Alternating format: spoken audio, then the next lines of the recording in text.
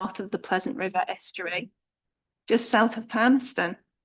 Our coastline is changing with increasing impacts on infrastructure, community assets, and culturally significant sites, including but not exclusive to cemeteries.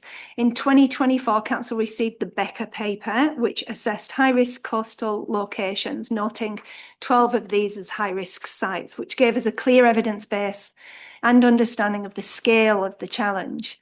To note, this has not made decision-making any easier for Council. The impacts of such were seen in the process that we went through regarding Beach Road. The focus now is shifting from understanding risk to responding to it. Council's already facing investment decisions, and without a consistent approach, there is a risk of reactive site-by-site decisions that increase costs and reduce community confidence.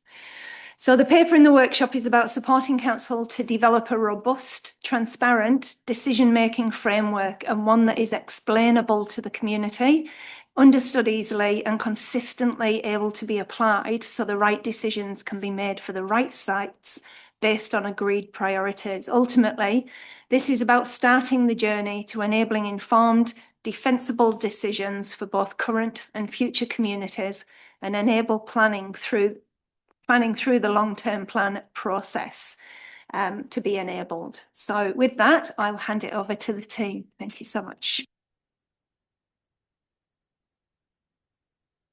Good morning, everyone. Just want to introduce 4 of the 6 of our working group that have been helping to put this together, and it's very much a cross-council effort. So we've got Paul Hayes, Assets Planning, Eric Vanderspek from Infrastructure side, Laura Spring from the Policy and Strategy side, but we've also had some input from Community and Development, Shelley Windsor, and the comms team as well, and also the resource management kind of regulatory side through David Campbell. So we've very much been working across council, recognising this is a really strategic piece. So we've got a few things to work through today. Really the outcome of today is to surface any concerns that the councillors might have around the sort of thinking that we're proposing around getting some sort of consistent way of dealing with these issues. We're open to pivot in terms of the approach, but keen to not take too long to kind of get to a reasonably agreed position on how we want to proceed with this, recognising that there's some big things that are coming up in terms of decision making, and we've also got an infrastructure strategy which is hot on the heels to work through as well, amongst many other things that we're dealing with. So we might just move on to the agenda slide, Arlene, please.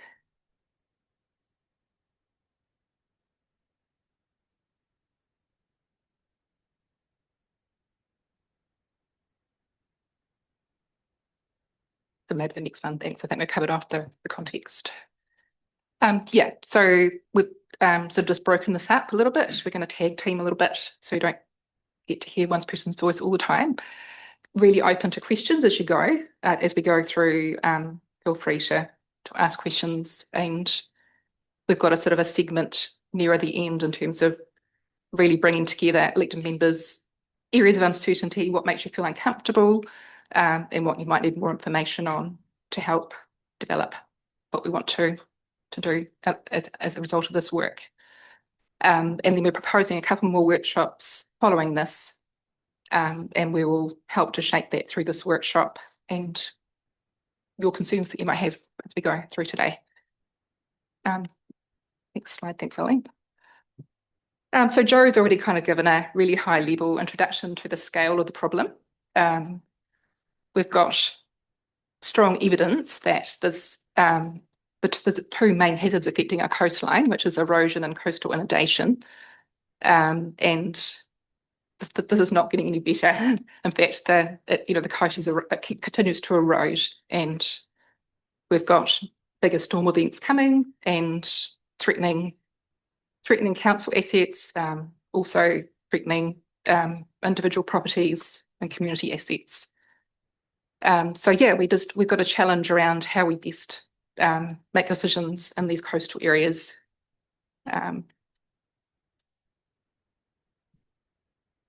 So just examples of this, we'll talk about a little bit more about the hotspots, but, we've had Beach Road North, Wainakaroa Road, Hendon Cemetery, and future planning for Oamaru wastewater treatment plant all impacted by these issues that we're dealing with at the moment. The next slide, please. So just in terms of the work that was undertaken by Becca, this was undertaken in 2024. So I think probably only about half the council here might have been privy to that work at the time. And there were 3 elected members that were part of the governance representation in that work, who are no longer with us at the table now. So we just want to step back and kind of just briefly introduce, the process, how we got this report to where it did. So council worked with Becca, and Becca looked at all the data available at the time on coastal hazards across the district, regional planning documents, assets and so forth. They defined, they broke the coastline down into compartments or areas. So it was divided into 5 coastal compartments to help inform how we might define the hotspots, essentially. And then following that, Becca worked with council staff and also Mana Whenua representatives to look at look at the level of hazard for each of these areas, the importance of the assets at risk. So, for example, council infrastructure, buildings, land, and so forth. Community factors. So, how's the coast being used in these places, and who does it matter? Who it matters to. Also considered the cultural values, including sites of significance to iwi and so forth. This helped to sort of identify 12 high-risk sites that were selected, which were considered to be the most vulnerable based on the evidence base that we had. And so they run from north to south. So we'll just give a quick high-level summary on the next slide of these sites. So you can see it covers the whole of the Waitaki coastline pretty much, goes from, well, the northern point of these hotspots is the wastewater treatment plant, north of Oamaru, and it goes down to Shag Point. So pretty much 3/4 of our coastline is covered by these hotspot areas, and numbered 1 to 12 in that map. So, for example, at the Oamaru wastewater treatment plant, we've got erosion, obviously, threatening that plant at some point. We'll need to decide, in terms of rebuild. We don't know exactly for these places, the timeframes, but we know at some point we will need to make decisions about the infrastructure. In Oamaru North, for example, we've got active erosion scarps threatening the wastewater treatment, wastewater pump station there. In the Oamaru rail yard, Kiwi Rail's rail yard, we've got erosion threatening the main south line. And then we've got Beach Road North and South, which we're quite familiar with of recent times, and Hendon Cemetery identified as well. But also through the south, we've got the likes of Kashiki Strait and Shag Point identified in there. That's a bit of a background in terms of the sites that have been identified. Is there any questions at this point before we kind of move on to more the methodology? Yeah, thank you for that, Victoria. Jeremy, you have a question or a comment? Just around number 10 and 11 on Kariki and the Kiwi Rail, are we co-investing in that, or can we take those out? Sorry, Jeremy, what was that question?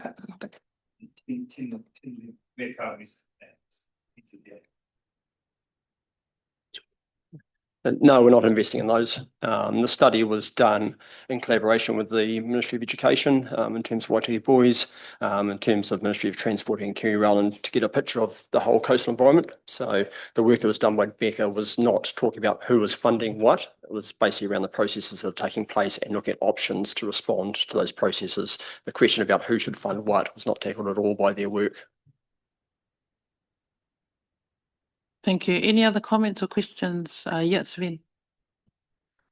There'll be quite a lot of overlap with certain types of decisions with the RMA. Are we going to be either deciding under the RMA or under this, or does it overlap at all? Really good question. And there's still a little bit of uncertainty around how the new spatial planning is going to play out under that new regime. But I see this as it's kind of like getting our ducks in a row at some point to feed into those processes. If we don't have some positions around this prior to that, it's going to be very difficult to actually have a robust spatial plan that we can feed into for the region or regions in our case. Yeah, that's how I kind of see that at the moment. Yeah. Thank you. So something just to consider in terms of any legislation that's coming through from central government, any other strategies and things that we are working on as well, and just having a touch point to include them. John, you had a question or a comment? Just a question more than anything. So how many of these identified sites are actually physically owned by the council and will affect their infrastructure and assets? I understand the pumping station, but the rest of them, lots of the Kiwi Rail, is going to affect them before it affects us. How much of this is actually imperative to us right now that we should be looking at straight away? I think I'll just note, John, the information about the Hampden Cemetery that came to council and the concerns which were voiced to the Waihemo Community Board regarding that site, and the fact that we've instigated review of the Becker report with regards to that site. So this is about moving towards a clear framework as opposed to those responsive pieces of work. In relation to when people come forward with their concerns and their perspectives of what is occurring. So what we're trying to do is to link that into a much more strategic level as opposed to council having those reactivity. So I understand what you're saying, who's going to be the most responsible at the point when a site essentially fails. But I think that this is our ability to have a really clear framework and then work with partners moving forward. When I think about the work that's being undertaken with NZTA around the Coastal Resilience Programme, the work that's being done there. So our partners do take this very seriously, but this is about us having some controls in this as opposed to having to react to communities. Happy for the team to add. Yeah, no, thank you. And I think John's going straight to the problem solving kind of piece, whereas today is just really understanding the context, really understanding what the findings of the report, and then we can continue with that next step that I think would be part of it. And that's why we're the 4 criteria that have been set out. Jim, noting that you have a question or a comment. Well, I was going to follow up with a question regarding the Hampden Cemetery and the photograph in the Becker report. But if you want to have a look at problems a bit later, I can park that. I suppose the one thing that I found the Becker report really helpful, and admittedly, because it was produced in 2024, I don't mean to be negative, but I think there are already parts of it that have been superseded by developments. I was deeply unimpressed with the Ministry for the Environment's document from 2024. It was, I won't go into that, but if I would passionately advocate that we took as little notice of it as possible. But I'm interested in the one thing that wasn't explicit was timeframes. And do we have any sense of when things need to be done? For instance, the Oamaru wastewater treatment plant, if you look at the photographs, it looks as though that could sit on the back burner for a while, but is that a presumption that's valid, or is that flawed thinking. It's really difficult to the timeframes, Councillor Hopkins, in a way, because you might suddenly lose 20 metres of a piece of coast or a strip, and then for another 5 years it might stay constant. So generally, the evidence suggests that within the next 25 to 30 years, we'll have to deal with potentially everything, all these, we don't know exactly when that's going to be, but we know it's going to be in the next 2 LTPs essentially. So it's not actually, it's not actually a very long time frame. But I think what would be really useful from my perspective is if we had sort of trigger points where we'd at, depending on what actually happens in reality. But before we do that, we actually need to have some sort of agreed position on what we're actually going to do. Just a supplementary. I accept the point you're making, that there is uncertainty, but I mean, there is also the geographical factor in some instances, the sea's closer to the asset than in other cases. And I take the point about the having a trigger point, an agreed one, which would presumably be physical or geographic. But doesn't that actually effectively mean we're going to have to program things and put them in an order? Yeah, I mean, essentially what the report in front of you is about the process that are occurring.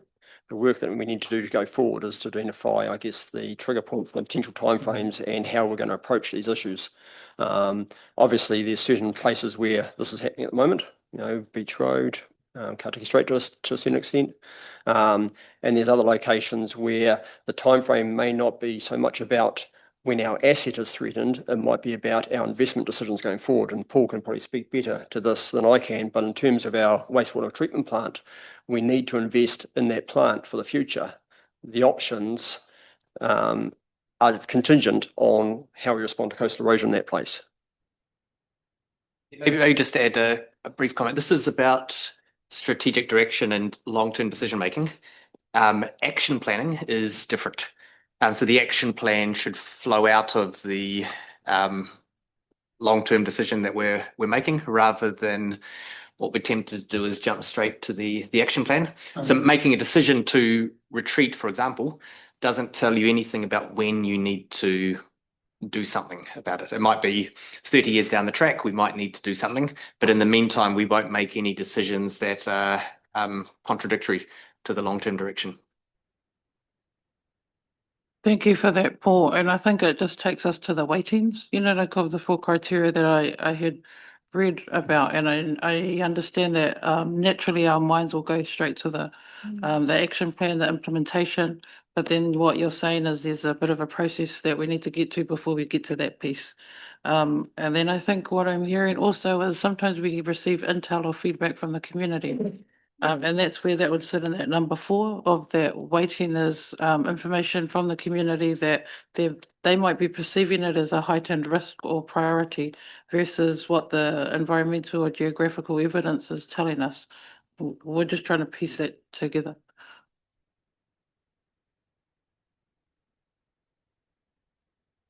All right, so we'll continue and look at the criteria. Sorry, Eric. Savine, you had a comment, and then we'll take it back to you, Eric. My question can wait if we're going to get onto weightings shortly, are we? Yeah, I'll just wait. Thank you. So can we change to the next slide, please?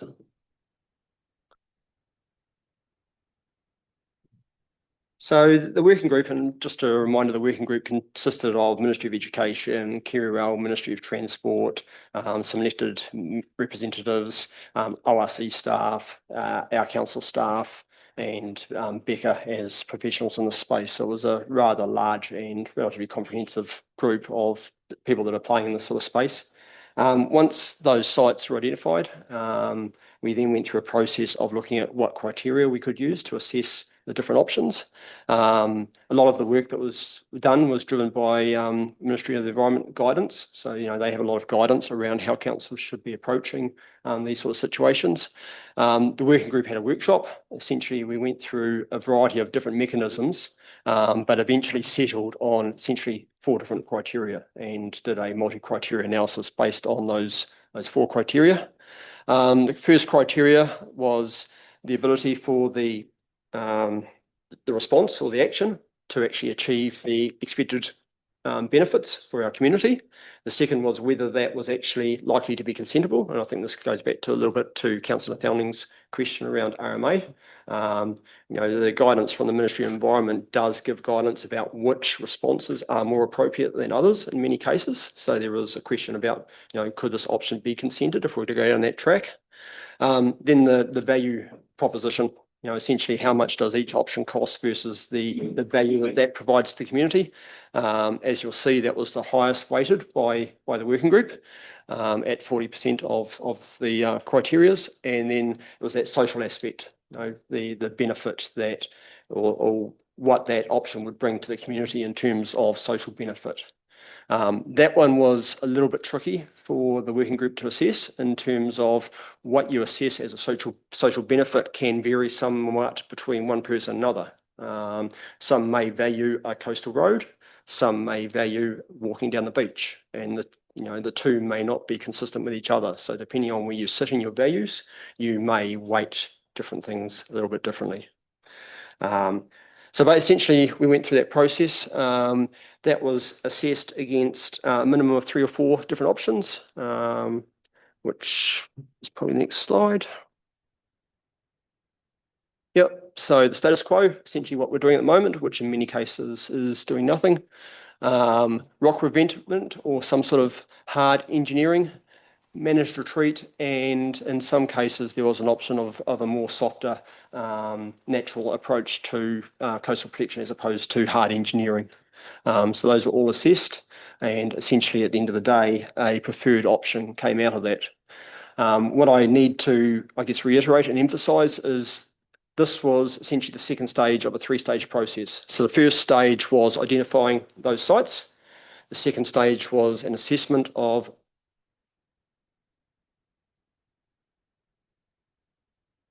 that working group that we had, and that's essentially where we've come back to at this point. We're now talking about, and going over and checking with you guys, is the methodology appropriate that we used? Do we need to revisit, look at that, or are we ready to actually start?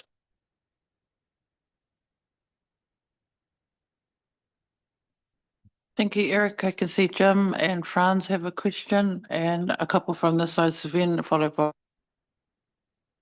Just picking up on that, you say that we can revisit the FDA criteria, and I was surprised that ability to deliver expected benefits only gets a 15% settlement, and there are examples here with the kikes of that actually literally being the case. Surely that's more important than arguably consentability, so I'm just wondering the extent to which you think we can revisit these criteria and whether they need to be revisited. The report was published based on the working group's considerations of the time. We obviously have a different council in place at the moment. You can certainly revisit it if you think we've missed something or you want to put a different emphasis onto things, and potentially we can take a steer from you and bring some of those options back to you at the next working group. An element of what we might want to do is some sensitivity analysis around the scoring mechanism. Becca did do that as part of what they did. They found the changing of weightings didn't substantially change any of the results. I think there was one minor change on one of the sites through the sensitivity analysis, but by and large, any time they tweeted weightings, the result stayed the same. Thank you. I've got Franz, and then we've got Sven, Rebecca, and Mel. Yeah, just picking up what Eric just said then.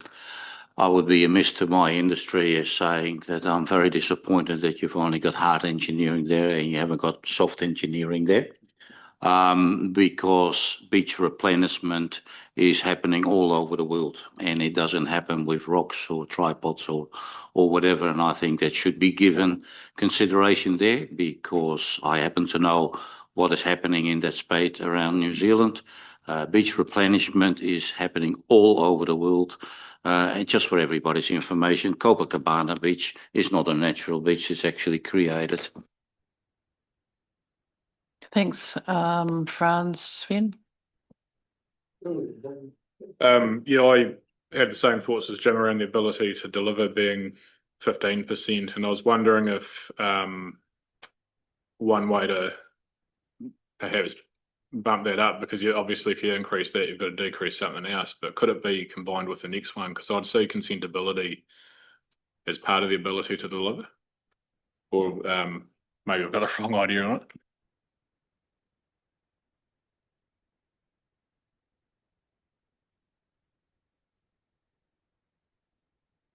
Is there any feedback in response to Sven's question?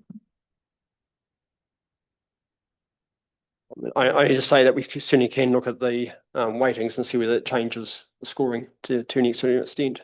But all questions, points taken on board in terms of where we go next. Just back to the question around the soft engineering, that was certainly considered in a number of sites, and there is some information in the Becker report that talks about how, I guess, successful it may be on our coast. But we can always revisit that with Becca to see if there's some other options. Thank you. We've got Rebecca, then we've got Mel and Franz again. Thanks. Two questions. The first, I guess, around the weightings and how they are set up, I guess, to reflect like whole of network value and our cost and outcomes when we're like considering site by site. I guess, like, especially if we're seeing like multiple retreat decisions, how does that capture kind of the whole picture? Yeah, that's sort of where my sort of thinking or questions are at. That criteria is largely a value proposition around each site. So the cost of that option for that site versus the asset that essentially you're trying to protect or what you're trying to achieve. The sites were chosen essentially around what processes were going on. So typically there's a point at either end of those sites where the behaviour is changing on that coast, or there's a hard anchor point which you can actually work around, as opposed to doing something on one site that's going to affect the next site. So the sites were chosen around geographical behaviours. And then just the second question was how, I guess, we can align the weightings with wherever we land with our overall strategic direction. And I guess because we haven't sort of officially set that, but I don't know what my question is really, but just is there an opportunity to maybe be thinking about that in this process? There's every opportunity. I guess the question is, how much do you let the options affect, I guess, the strategic direction, or the other way around? The two probably have to work from both sides and meet somehow. Yeah, that's what I'm taking from what Rebecca is asking, is around not doing this in isolation, without having a look at the overall network of assets that we have as a district. Where does this sit in terms of like the infrastructure strategy and things? Yeah. Mel, you had a comment, and then Franz. There's probably a few things at play, because I take Deputy Mayor's point on just what our strategic direction is, which we're still landing on. And so that kind of thing needs to feed directly into this and have a look at in that respect. But we also need to be really careful, just taking some of the comments on, looking at what the tweaks could be and what the weightings on things are. We are really bad at just going back for another report on something and something else and something else, and it may not change the overall outcome. So I think we've just got to go, hey, here's a level of information. We know what the thought process was and behind it. We know what the weightings were set at then. There may be a little bit of conversation to be had for us when we feed it into what we take from it and move into our processes later on. But we need to be really careful that we don't just get into that never-ending cycle of let's pay to get re-looked at with our new vision, that may be a new vision again in 3 years' time for all we know. Because what happens then is we end up with just a whole lot of cost in the planning space and we don't actually move into when it hits, the rubber hits the road. So I think this is a really good conversation to have moving into our long-term plan discussions as to where we indicate spend moving forward and where we choose not to, and how we talk to the community about that and get their input on things. So yeah, really good. But I just think we need to probably deal with the information we've got at hand and work out how we put our own lens on it rather than try and change all the information that underpins at a cost to ratepayers. Thanks for that, Mel. Franz? Thank you, and thanks, Mel. Yeah, totally what you say on board here. And just picking up on what Eric said, that the soft option had been looked at. I did look that up in the Becker report and was not impressed. Yeah, not at all. I don't think it's been considered. I'm not going to advocate that all the work's got to be done again and go to yet another consultant to look at it other. I suppose the question is around the table and to you guys, as in, is another workshop going to be formed, and can I have a vacancy to fill in there? Thank you.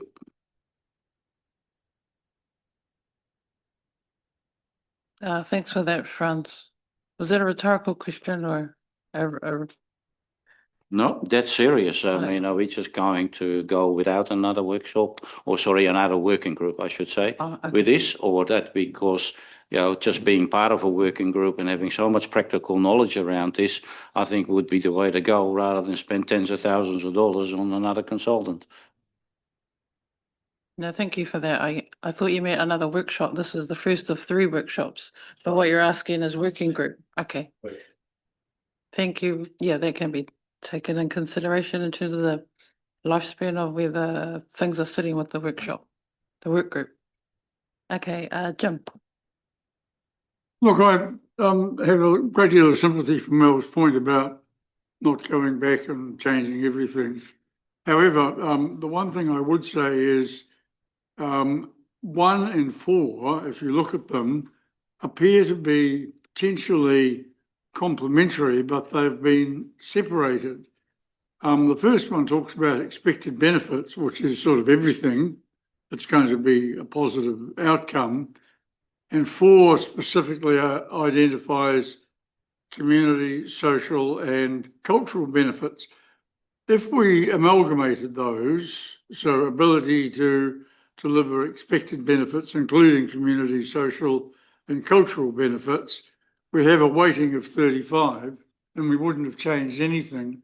We'd have just amalgamated 2 that I think could logically be amalgamated anyway. I wonder if officers have a view.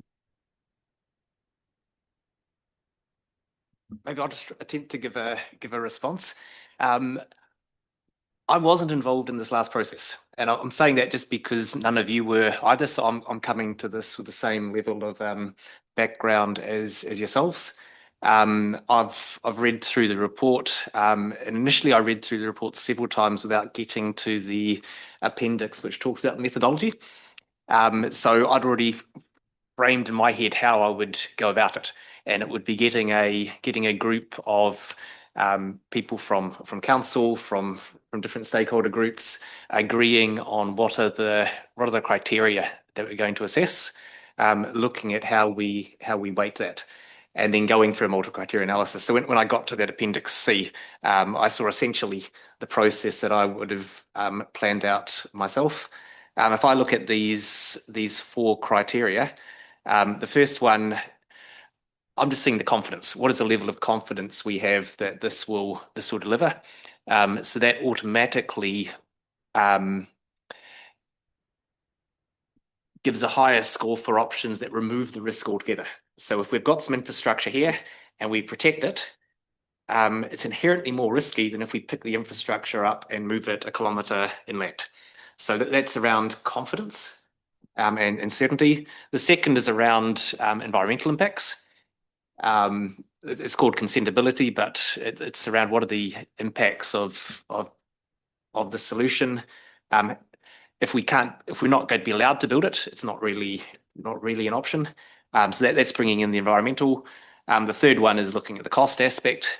both in terms of the cost of implementing the solution, but comparing that to the value of the assets it's protecting. And the third one, also the fourth one, is all your intangible community, social impacts.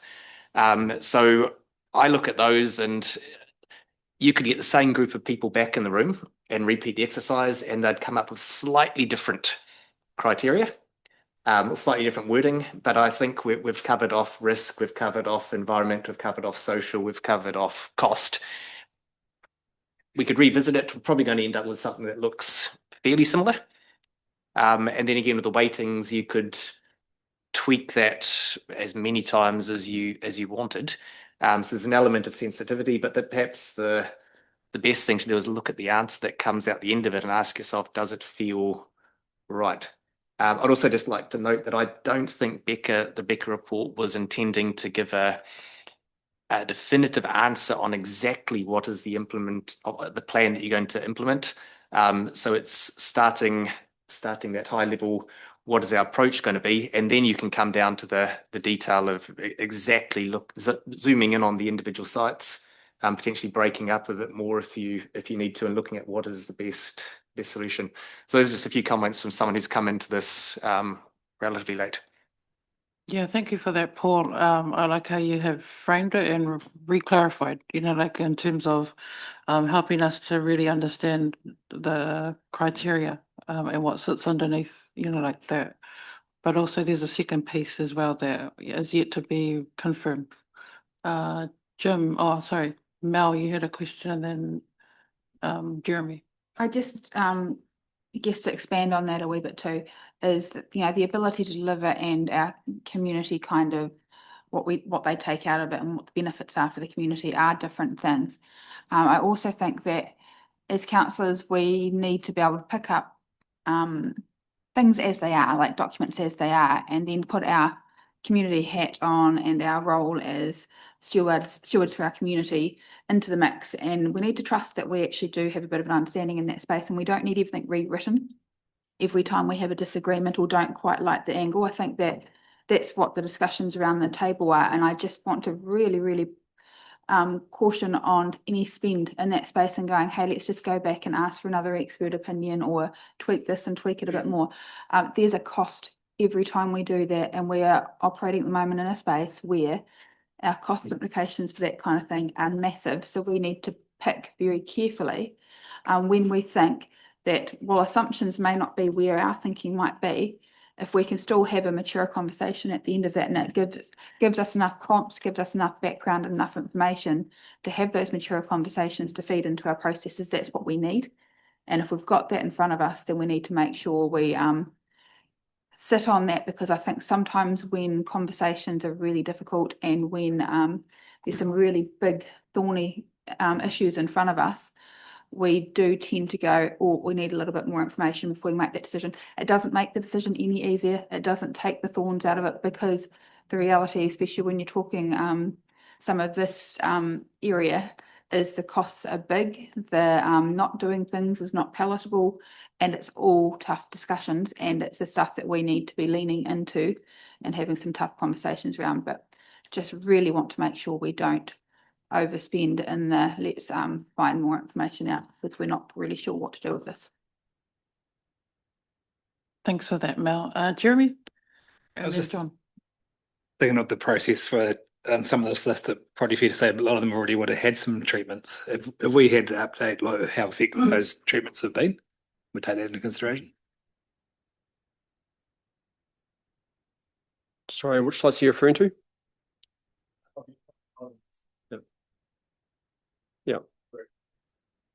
Yeah. So, a lot of the work that's been done to date has, as you say, been ad hoc. It has been patching certain gaps or certain sites. In terms of sites, I'm saying tens of meters as opposed to an integrated approach to it. The advice that we have received is that won't be sustainable in the long term, and continue to do it in a piecemeal approach will be costlier in the long term. So it has achieved its purpose to some extent in holding certain tens of meters, but it's not resolving the issue over the entirety of the site. Thank you. I'll take John and then Franz. Yeah. I think Mel's pretty much said it all, in that we're looking in the future, and I know you've got to have a plan going into the future, but right at the minute, given our financial strategy and where we are, I think probably a 5-year window of what we actually need to do as opposed to what we can do further down the track is where we need to probably be spending our attention. And in saying that, it becomes the financial affordability and deliverability in those timeframes. So we're not upsetting budgets and everything else. We say we're going to do it, we've got the funding, we deliver it. We don't give 10 projects and end up doing half of them poorly and not the other half not at all. We must utilise our time properly. And I'm thinking of the likes of the wastewater pump station at the end of Regina Lane or wherever it is. That's critical. So perhaps we should focus on something like that rather than go all over the place. And don't forget, we've got a state highway and a main trunk railway line that actually protects a lot of our assets. And that can be done by the government opposed to us in the first instance. Thank you, John. Franz, did you have a comment or query? I do, Eric, just picking up on what you just said about that we've been doing basically rock placement ad hoc here and there. So, and I'm just going through the figures here and how much rock cost and all that, and they are very consistent through all these projects, around about the $280 a cubic meter. But my question actually is, have you had any feedback from whatever government authority or council like the ORC, as in, we will let you we will allow you to continue with this process, or is there a point in time in the near future that says, hey, this is all you've been doing, you've been dumping rocks in the ocean, now it's got to stop and we got to think of something else. This goes towards long-term view rather than an ad hoc term. So have you had any feedback from other organizations that we have to respond to? The feedback and the understanding going through the process with the working group was that the Ministry of Environment's guidelines and what was going on from a consentability point of view would be that continuing down the same path was unlikely to receive consents in the future. We would have to have an integrated approach to the whole site.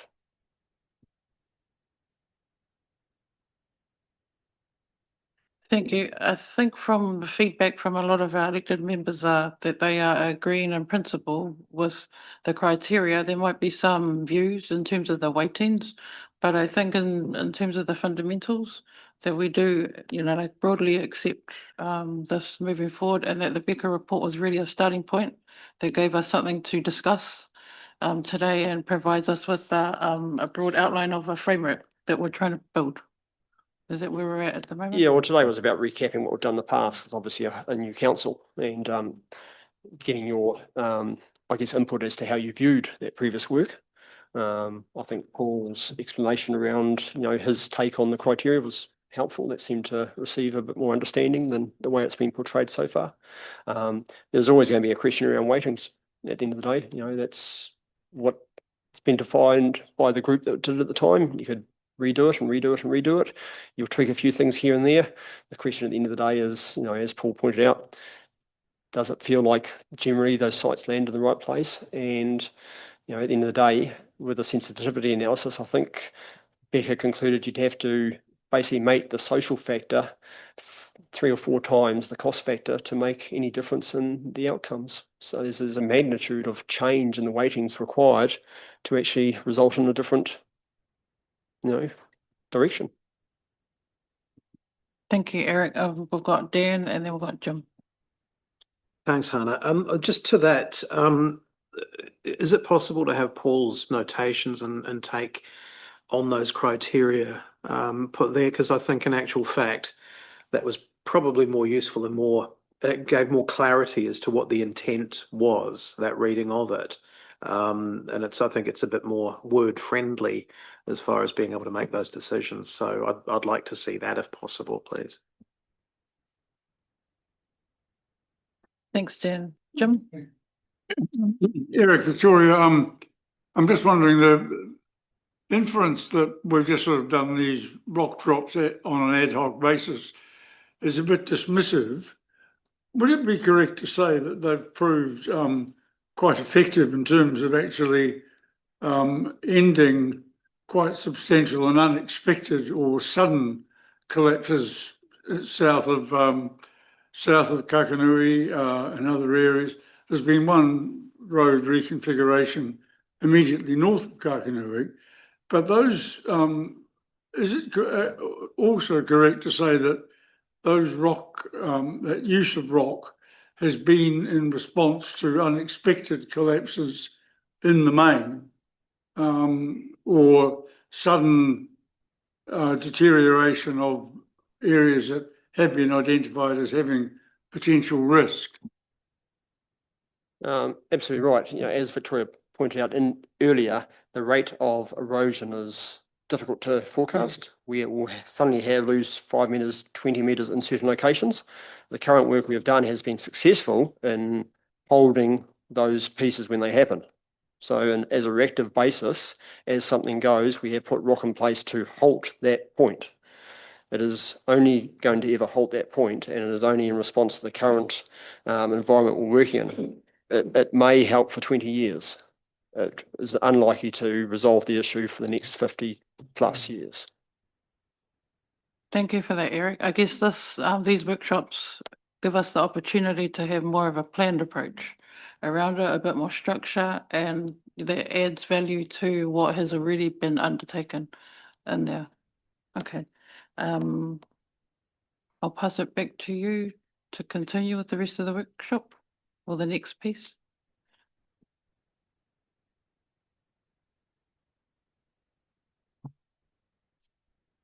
Thank you. We probably got through this a bit quicker than we expected, to be fair. I'm just thinking in terms of framing the next steps and how we best use our time collectively the next workshop or two. It may be that we only need one more workshop. Perhaps I'll just maybe just a really high level summary in terms of what we've heard, and maybe if anything kind of big that's missing, we can just flag that. So I think one of the things that I heard was, what are the impacts of this on council infrastructure? So it seems like it's, obviously that's probably the priority in terms of this work, but that's something we need to kind of clarify through any strategy in terms of, are we prioritising council infrastructure over private property impacts and that type of thing? The effectiveness of the status quo approach, we've talked about that. That's something that came up, that it's probably more of a short-term fix as opposed to a long-term solution. The importance of prioritising our critical assets, so really prioritising, so we're talking about all of the council infrastructure, which ones do we really need to prioritise for future investment decisions? Maybe reconsidering the soft engineering options in terms of our approach to specific sites, particularly readdressing that a little bit potentially. Linking to our strategic direction framework, I think is important, but that might just be more the weightings that we're applying in terms of, affordability, cost, and that type of thing, which is at the moment quite highly weighted anyway. But whatever, where that lands, making sure that we're kind of consistent with that longer term strategic direction across all our council decisions, not just infrastructure.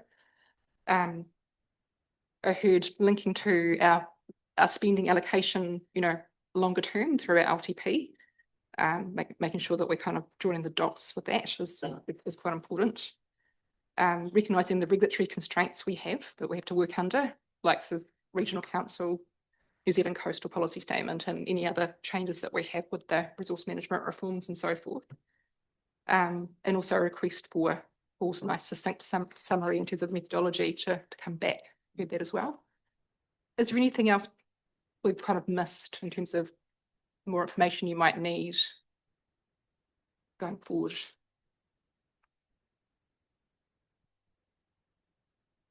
Any other comments from anyone? I'm happy to make the comment the way that this is presented, and what you presented here just makes perfect sense, step by step, and it's clear to understand. So thank you for that and appreciate it. I do believe though that another working group would probably benefit for taking it forward. That's my personal view on it.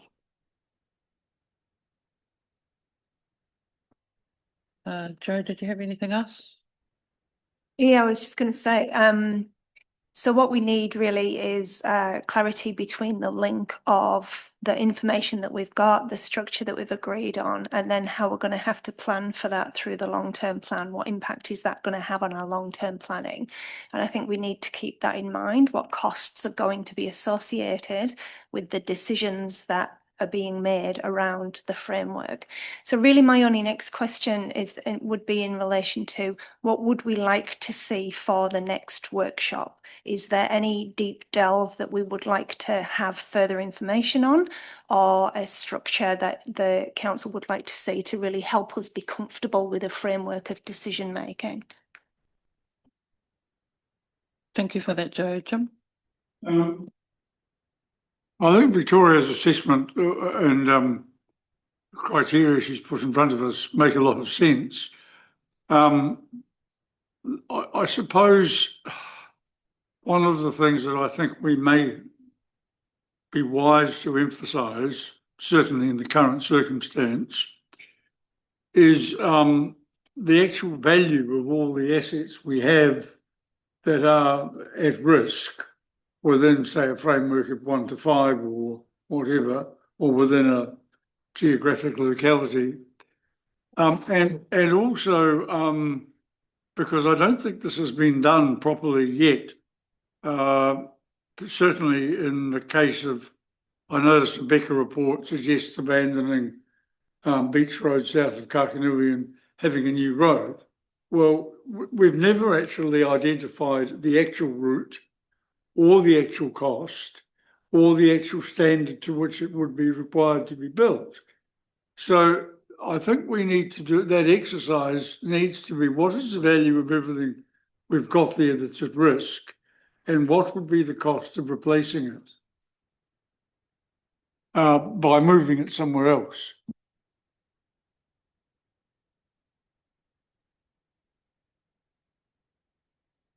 Eric, did you have a comment? The Becker report did identify the likely cost of some of those options. Yes, that's in the options assessment. I didn't see figures for, say, an alternative route for the road. There is. Okay, I apologise. Thank you. Mel? I think absolutely we need to do that when we come to the conversation for that individual discussion. I think there's a few things at play here. What we're talking about now is the overall package of how we deal with things and where they fall, so that when we're talking at some stage about Beach Road, for instance, we understand what the impeding upcoming spend is going to be across the board on a number of things, and we work out on how we prioritise them. So the information is a more granular level of information that when we come to make that particular decision as a governance body, we need to have. We need to know what the options are and how we unpack them. But what we need to do now is take a more strategic approach and go, what is everything we've got coming up on our plate in the next however long, so that when we're looking at that and we might go, hey, there's that, and there's a discussion around Hampden Cemetery, for instance, does that then change the conversation we have, or does it not? So when we come to the individualized conversations, that level of information is needed. At the moment, it is just a good broad understanding of all the things at play and all the moving parts. Thank you for that. Franz? Yeah, just talking about, for our next workshop, I think we just gotta be able to understand the options, and also from a long-term point of view. As Eric has indicated, we cannot just keep throwing rocks up against it, because sooner or later somebody's going to stop us doing so. I think we just, for our next workshop, is what other options. The other thing I think would be worthwhile, this Baker report is 2 years old, 2024, correct? It's a slight update of the figures there, of the rock options, which is certainly a good intermediate option, and it doesn't have to be worked out to the last dollar. But carrying rock from a quarry to a place is transport equals fuel equals there. So even if it is just a percentage, as in over the 2 years, this is a more likely figure that we can deal and understand and then work towards an LTP. But definitely the different options to consider, I think, would be very good.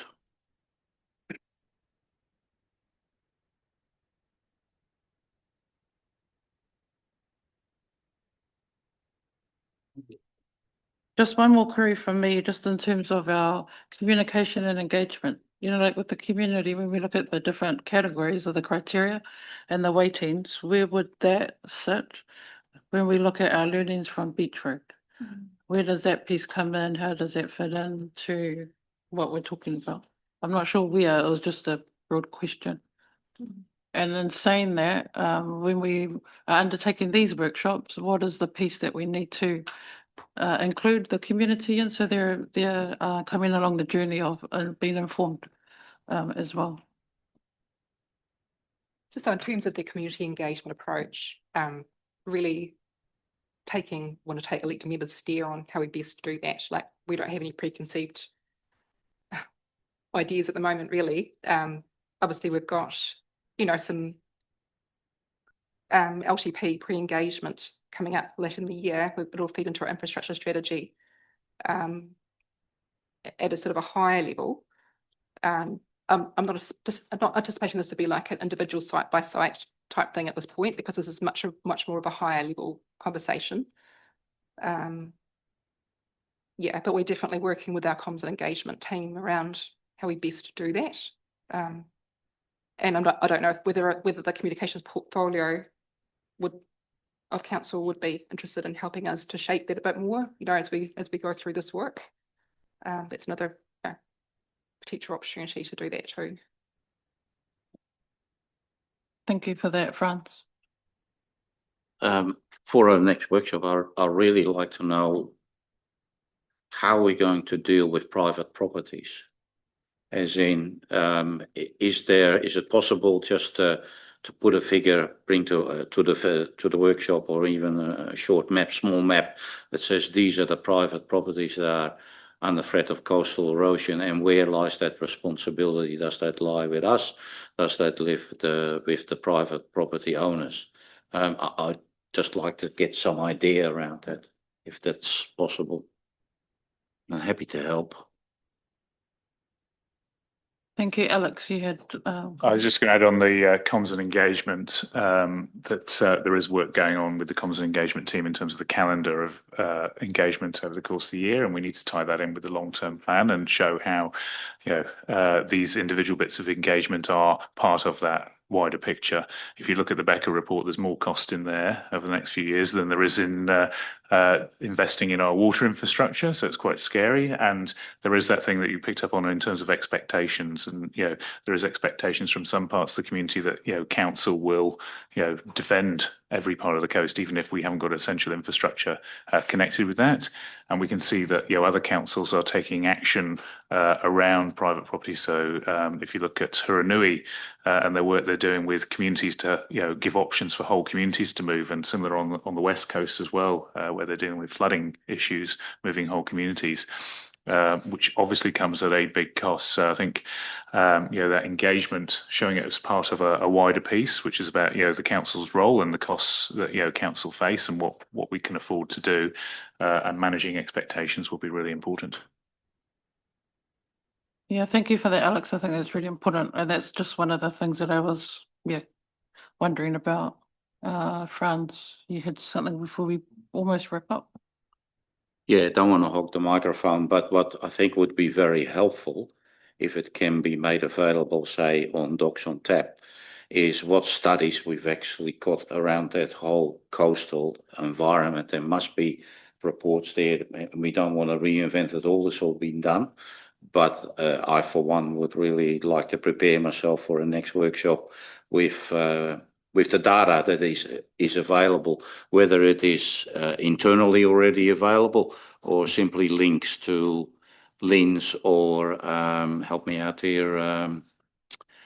Whatever, in terms of climate change, there is another website for that, but I'm sure that, yeah, you can find, but that I think is information and data we should take into consideration. Just in response to that, the data, the evidence that was based on for this report was the NIWA study in 2019, which is what Otago Regional Council currently use for their work. Yeah. I think that might have been linked to this. If it wasn't, we'll make sure on the docs on taps. That's the latest robust evidence that I know of in terms of our coastline. That's our. Thank you. I've got Paul. Just in terms of preparing for the next workshop, we've been jumping around a little bit today, but the purpose was to understand the process that we'd gone through, understand the criteria and how the weighting had been applied. The purpose of the next workshop was to dive into 2 or 3 sites to test out the framework and see if it's giving sensible answers, see if changing the sensitivities, changing the weighting might have come up with a different decision. We've got some thoughts in terms of which sites we might bring to that meeting, but I'm just curious as to whether you've got any specific sites that you'd like to dive into next time. Thank you for that. Dan? Just with regards to that, I think probably the ones that are at most risk it would be where I would start. Our pinch points. I mean, we're seeing increasing amounts of activities and events happening, certainly up north. We've been quite lucky in a lot of respects, but sometimes someday the luck's going to run out. And I think, you start with the most crucial sites first, really, the ones that are going to make the biggest impact, and then work our way down. That would be my feeling on it. No, I've got lots of views here. So there's 12 high-risk sites that have already been identified. We only need to pick 2 or 3 to do a bit of a case study and exercise for the next one. So just the final round before we wrap up, because we don't necessarily need to go all the way to 12. All of this row have a question, and after that, that's it for today. Okay, John. You're fighting nature, and nature's stronger than you are, so pick your battles and pick what's most essential to this district. Look, the one thing I think that, in addition to Dan's analysis, I think we need to accept that there will be probably undue or considerable public anxiety wherever the term or the 2 words managed retreat are included as a proposition. And I think the point that was made earlier that this might be something we'd be willing to look at in 10, 20, 25 years, but it's not an immediate matter, would be something that I think would be really important to include in communication, because I can see it becoming an issue of immediate concern. Mel, did you have anything? Okay, Franz.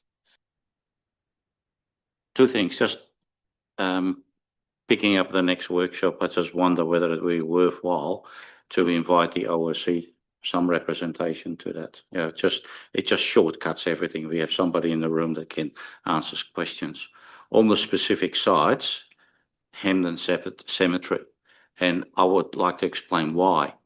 I've been there, I checked it out. Hamden Cemetery is actually the erosion that's happening there, as you know, Eric, is in one specific spot. And I've stood there looking at it, racking my brain. Why in this specific spot? We are talking about an area of, correct me if I'm wrong here, 30 meters across, 50 meters across max. And the rest of the coastline is there. Yes, it's eroding, but it's natural, but it's just this one area. And I think if we could figure out why it's only this area, that will give us data feeding into a solution. So that's why to answer Paul's question, which side I would really like to see, Hamden Cemetery, to have a focus on there, what we can do, because I think we will learn a lot from that. Yeah, thank you for, oh, Victoria? Just in response to the ORC, so they have been involved obviously in this previous work, and I have been liaising with John Luke from Natural Hazards team around it. Invited him to be, to be part of this as well. Haven't heard back from him, but certainly happy to follow that up. And if they can come to the next workshop, happy to support that. And yeah. Thank you. Great, thank you. I think that might be about it for our workshop for today. You have a clear steer and some thoughts in terms of preparation for workshop 2. I think it's acknowledged that this is an important topic that we actually need to develop a more of a strategic review, and then using the Becker report to help develop this framework that will be helpful for us, as well as looking at the criteria and testing that out, as well as the weightings at the next workshop that we will have. And I'm pleased to hear all of the different views that were shared around the table, just so you know where we are sitting at in terms of our understanding, our level of understanding, and what our thoughts are wearing our community representative hats from right across Waitaki. I like how you also included Hamden Cemetery, because that is providing a wee bit of community angst there. So it's useful to be able to test it, but also help manage the community expectations as well. From what we can learn using that. So I think that might be about it for today. We're going to wrap up. Thank you very much for all of the information and the delivery of this presentation. I think it was very worthwhile, really helpful, and I think it'll be helpful for the community just to be informed about this as well. So I think that will be us finishing. Thank you very much.